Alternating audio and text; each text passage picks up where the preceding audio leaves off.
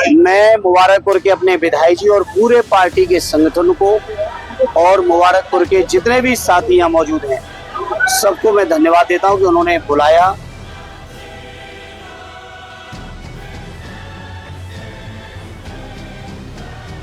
भैया पीछे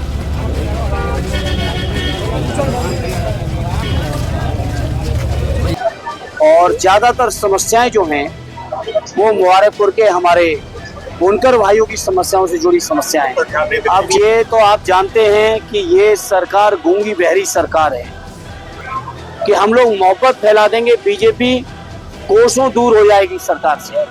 केवल समाज में मोहब्बत फैलाने की जरूरत है। अब क्या कहेंगे योगी जी को, अब छोटी सोच के लोग छोटी बातें करेंगे। बहुत मुख्यमंत्री वाली सोच ही नहीं है। धर्मेंद्र भैया जिंदाबाद जिंदाबाद जिंदाबाद जिंदाबाद। CPS जाफरपुर आजमगढ़ में सेशन 2026-2027 के लिए एडमिशन ओपन। एडमिशन फॉर्म के लिए संपर्क करें। APS आजमगढ़ में सेशन 2026-27 के लिए एडमिशन ओपन।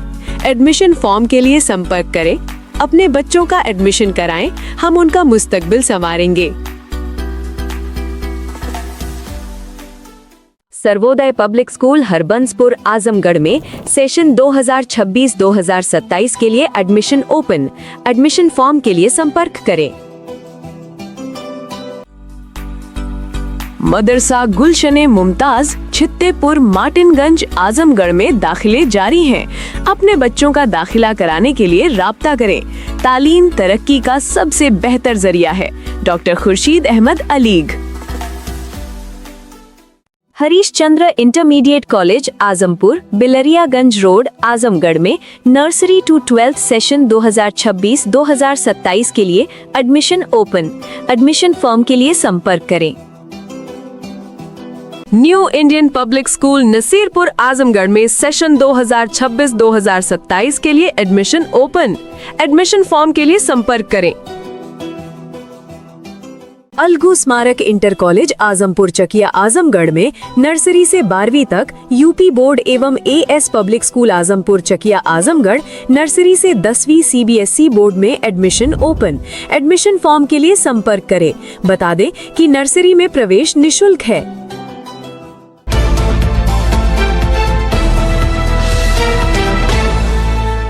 आप देख रहे हैं खबरों नजर चैनल। खबर यूपी के जिला आजमगढ़ से है। देखिए सीनियर जर्नलिस्ट शमीम जयराजपुरी की ये रिपोर्ट आजमगढ़ के मुबारकपुर से, जहां समाजवादी पार्टी विधानसभा मुबारकपुर के द्वारा आयोजित जन संवाद कार्यक्रम बेहद सफल और चर्चित तरीके से संपन्न हुआ। कटरा अलीनगर स्थित पार्क प्लाजा निकट ताज पैलेस में आयोजित इस कार्यक्रम में भारी संख्या में स्थानीय लोग, बुनकर, कार्यकर्ता और पार्टी के पदाधिकारी शामिल हुए। पूरे आयोजन में जबरदस्त उत्साह और जन समर्थन देखने को मिला। इस कार्यक्रम की सबसे खास बात रही कि यह आयोजन आजमगढ़ के सपा सांसद धर्मेंद्र यादव की मौजूदगी में संपन्न हुआ। उनके आने से कार्यक्रम को खास राजनीतिक महत्व मिला और कार्यकर्ताओं में अलग ही जोश देखने को मिला। आजमगढ़ सपा सांसद धर्मेंद्र यादव के विधानसभा मुबारकपुर में पहुंचने पर सठियाव चौराहे से लेकर मुबारकपुर कस्बे तक भव्य स्वागत किया गया।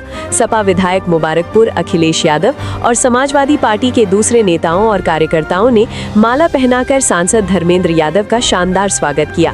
मंच से बोलते हुए सांसद धर्मेंद्र यादव ने जनता को संबोधित किया और क्षेत्र के विकास, युवाओं के रोजगार और पार्टी की नीतियों पर विस्तार से अपनी बात रखी। उन्होंने भरोसा दिलाया कि जनता की समस्याओं का समाधान प्राथमिकता के आधार पर किया जाएगा। उन्होंने कहा कि भाजपा सरकार में बुनकर परेशान है, पावर लूम चलाने के लिए मुनासिब बिजली नहीं मिल पा रही है। आज बुनकर रोजगार के लिए बाहरी शहरों में पलायन कर रहे हैं। बुनकरों की बदहाली की जिम्मेदार भाजपा सरकार है। उन्होंने कहा कि जनता और बुनकरों की जो भी समस्याएं हैं मैं लोकसभा में उठाता हूं और उठाता रहूंगा। मुबारकपुर के विधायक अखिलेश राजेश यादव ने भी लोगों से सीधा संवाद किया और क्षेत्र की जमीनी समस्याओं को गंभीरता से सुनते हुए उनके समाधान का आश्वासन दिया। कार्यक्रम के दौरान जनता और जनप्रतिनिधियों के बीच खुला संवाद देखने को मिला, जहां लोगों ने बेझिझक अपनी बात रखी। विकास कार्य, शिक्षा, रोजगार और स्थानीय मुद्दों पर खुलकर चर्चा हुई। समाजवादी पार्टी मुबारकपुर द्वारा आयोजित इस कार्यक्रम को सफल बनाने में स्थानीय कार्यकर्ताओं की अहम भूमिका रही। इस जनसंवाद कार्यक्रम को सपा विधायक गोपालपुर नफीस अहमद, सपा विधायक अतरौलिया डॉक्टर संग्राम सिंह यादव और मुबारकपुर के डॉक्टर अम्मार अदीबी व दीगर वक्ताओं ने संबोधित किया और कहा कि जो भी विकास आजमगढ़ में हुए हैं वो सपा की सरकार में हुए हैं। मुबारकपुर की बुनकरों के लिए जो कुछ हुआ है वो सपा सरकार में हुआ है। आइए आपको सुनाते हैं आजमगढ़ सपा सांसद धर्मेंद्र यादव ने क्या कहा है। मैं मुबारकपुर के अपने विधायक जी और पूरे पार्टी के संगठन को और मुबारकपुर के जितने भी साथी यहाँ मौजूद हैं सबको मैं धन्यवाद देता हूँ कि उन्होंने बुलाया और अपनी समस्याओं के साथ चर्चा की।